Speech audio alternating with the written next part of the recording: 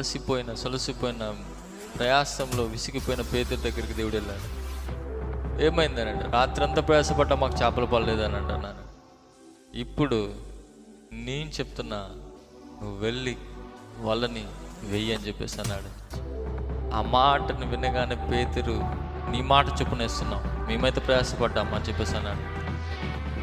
వల వేసినాడు, చేపలు పడ్డాయి, వల పిగిలిపోయేటట్లుగా పడ్డాయి.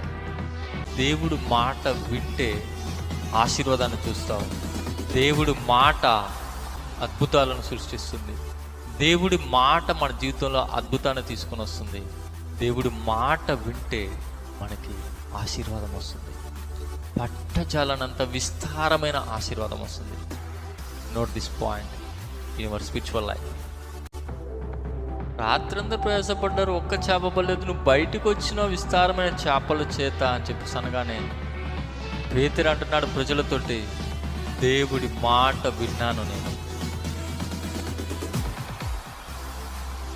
అదే నా ఆశీర్వాదం, అదే నా అభిషేకం, అదే నా జీవితం. దేవుడి మాట విని చూడు, అద్భుతం జరుగుతుంది. Note this point in your spiritual life. God bless you more.